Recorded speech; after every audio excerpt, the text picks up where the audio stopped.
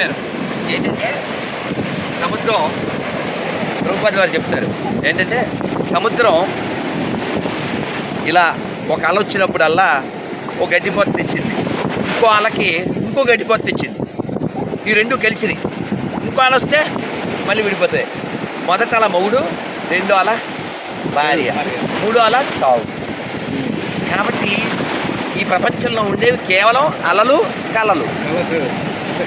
అందుకనే సినిమా పాట అయినా అద్భుతమైనటువంటి సాహిత్యం. కొంచెం వెనకెళ్ళు రెడీ.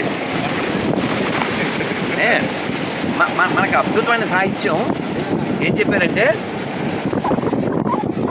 రాముడి మీద అద్భుతంగా చెప్పారు ఆ సినిమా. రాముడి మీద మీకు గుర్తొస్తే చెప్పండి. జానకి కన్నుల జలది తరంగం, రాముని మదిలో విరహ తరంగం. ఎంత గొప్ప సాహిత్యం అండి.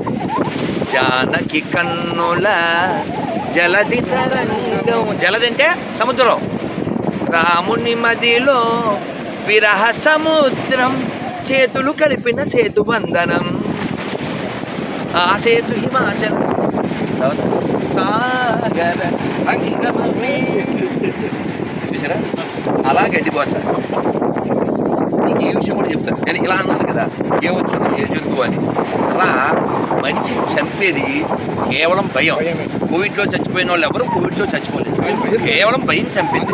కోవిడ్ ఎవరికి రాలేదు, అందరికి వచ్చింది కానీ తెలియదు. అదేవిధంగా నేను మొన్న ఎక్కడో చెప్తే ఎవరో కామెంట్లో పెట్టారు, కోవిడ్ వచ్చినా పర్లే డేవిడ్ రాకూడదు, డేవిడ్ వచ్చే కొమ్మలు కూలిపోతాయి. అదేదా కోవిడ్ వస్తే ఆడ ఎవడే పోతాడు, డేవిడ్ వచ్చే కొమ్మలన్నీ కూలిపోతాయి. అందుకని ఈ భయం ఉంది చూసారా. ఓ పెద్ద ఆయన పొలానికి పోయి వస్తుంటే ఆ పొలంలో ఏదో తొక్కాడు, చల్లగా ఉంది, గుండె జల్లు మంది. ఇంటికి వచ్చి అని చచ్చిపోయాడు. గుడికి అనుమానం వచ్చింది, పొలానికి పోయి చూశాడు. వాళ్ళ నాయనకి నడువుకి వెండి మొలతాడు ఉండేది, అది ఆడ ఉంది. వెండికి లక్షణం ఏంటి? సలపడతాం. ఒంటికి తింటే సలపడుతుంది. తొక్కాడు. నేను తొక్కాడు, మొలతాడు తొక్కాడు. ఏమనుకున్నాడు? ఇప్పుడు చంపింది ఎవరు? భయమే నీ శత్రువు ఓ మనసా, భయమే నీ శత్రువు. కాబట్టి ఇవాళే ఉన్నట్టు రేపు కూడా ఉంటుంది అనుకోకండి. మన కష్టం రేపొద్దు దూదిపించి అయిపోతుంది.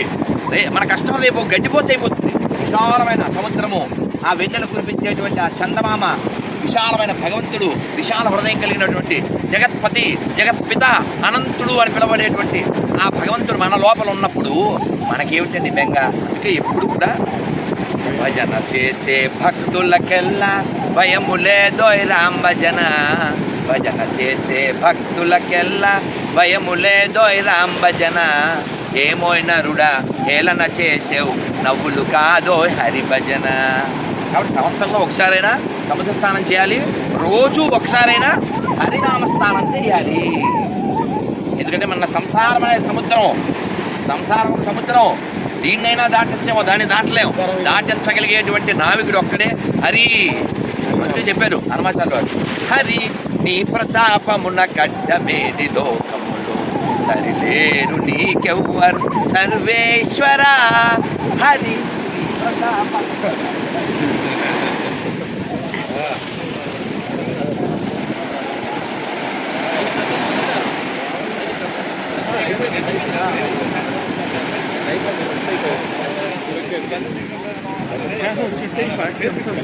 బిజీగా ఉండేది, రావడం మంచి పని.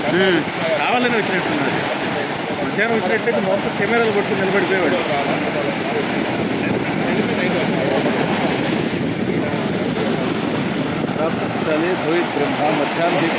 భగవాన్ యారు మధ్యాహ్నం వచ్చింటే గుంపులు గుంపులు